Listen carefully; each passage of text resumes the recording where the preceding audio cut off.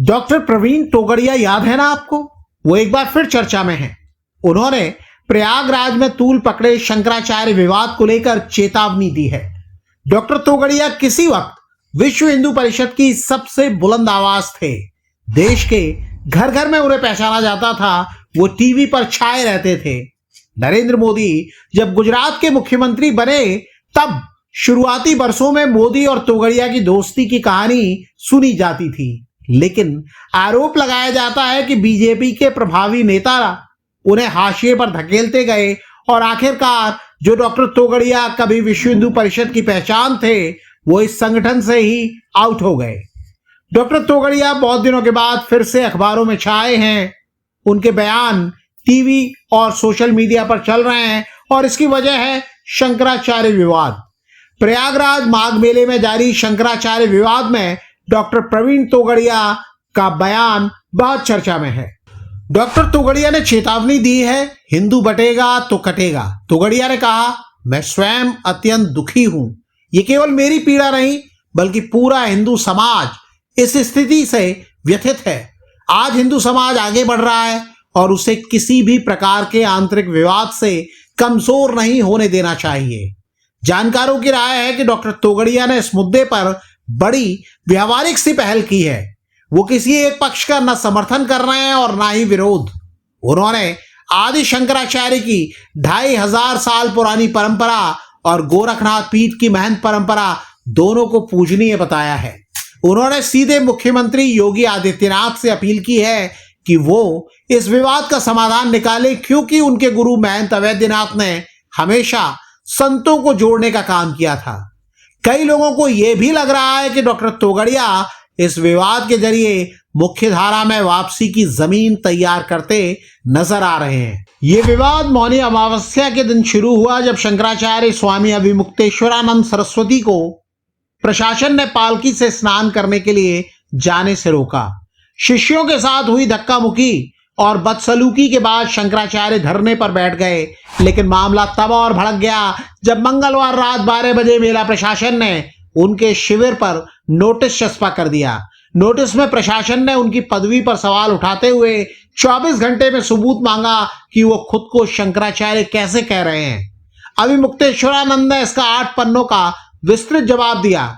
उन्होंने स्पष्ट किया कि ब्रह्मलीन शंकराचार्य स्वरूपानंद सरस्वती ने उन्हें 2017 की वसीयत के जरिए उत्तराधिकारी चुना था और उनकी नियुक्ति को चुनौती देने वाली याचिका गुजरात हाई कोर्ट 2025 में ही खारिज कर चुका है। उन्होंने प्रशासन को मानहानि का केस करने की चेतावनी भी दी है। इस विवाद को लेकर देश के प्रमुख धर्माचार्य आमने सामने आ गए हैं। द्वारिका पीठ के शंकराचार्य स्वामी सदानंद महाराज ने स्वामी अभिमुक्तेश्वरानंद का समर्थन किया है। उन्होंने कहा कि ब्राह्मणों की चोटी पकड़कर घसीटना शासन का अहंकार है और गंगा स्नान से रोकने वालों को गो हत्या का पाप लगता है। गोवर्धन पीठ पुरी के शंकराचार्य निश्चलानंद सरस्वती ने भी कड़ी आपत्ति की है और कहा है कि सरकार अब धार्मिक नेतृत्व को अपने कब्जे में लेना चाहती है। वहीं जगत गुरु रामभद्राचार्य ने सरकार का समर्थन किया है। उन्होंने कहा है कि नियम सबके लिए समान है और गंगा तक पालकी से जाना गलत है। रामभद्राचार्य के अनुसार प्रशासन ने पदवी साबित करने का जो नोटिस दिया है वो पूरी तरह सही है। आपको याद रखना होगा कि जब रामभद्राचार्य और प्रेमानंद महाराज के बीच विवाद हुआ था, तब अभिमुक्तेश्वरानंद ने रामभद्राचार्य महाराज पर सवाल उठाए थे और प्रेमानंद महाराज का समर्थन किया था। आमतौर पर बीजेपी की पहचान हिंदूवादी पार्टी की है, जो विरोधी पार्टियों खासकर कांग्रेस और समाजवादी पार्टी पर हिंदू विरोधी होने का आरोप लगाती है। लेकिन इस विवाद में विपक्ष हिंदू संत अभिमुक्तेश्वरानंद के समर्थन में उतरकर बीजेपी सरकार के खिलाफ मोर्चा खोल रहा है, जबकि बीजेपी संत के खिलाफ नजर आ रही है। यूपी के समाजवादी पार्टी नेता माता प्रसाद पांडे ने शंकराचार्य अभिमुक्तेश्वरानंद से मुलाकात की और इस मुद्दे को सदन में उठाने का आश्वासन दिया। वहीं सांसद चंद्रशेखर ने भी इस घटना पर कड़ा विरोध जाहिर किया है और इसे तानाशाही बताया है। जानकारों का दावा है कि अगर ये विवाद लंबा खिंचा तो सरकार को असहज कर सकता है, क्योंकि इसी समय बनारस में सुंदरीकरण के नाम पर प्राचीन ढांचों के साथ छेड़छाड़ के आरोप भी लग रहे हैं, जिसे लेकर सरकार बैकफुट पर बताई जाती है। विपक्ष इसी गुस्से को भुनाने की कोशिश में है, जिससे यह धार्मिक मामला एक अलग ही रंग लेता दिख रहा है। राजनीति के जानकार कहते हैं कि अभी डॉक्टर प्रवीण तोगड़िया की सक्रियता पर भी नजर रखने की जरूरत है।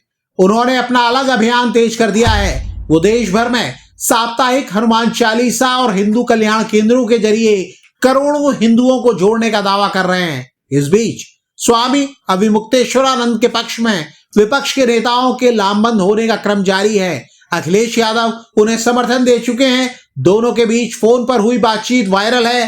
कांग्रेस नेता उनके समर्थन में प्रेस कॉन्फ्रेंस कर रहे हैं। आगे क्या होगा? क्या सरकार प्रशासनिक अधिकारियों पर कार्रवाई कर बीच का रास्ता निकालेगी या ये टकराव और भी गंभीर रूप लेगा? आप इस मुद्दे पर कुछ कहना चाहते हैं तो कमेंट करके हमें बताइएगा जरूर।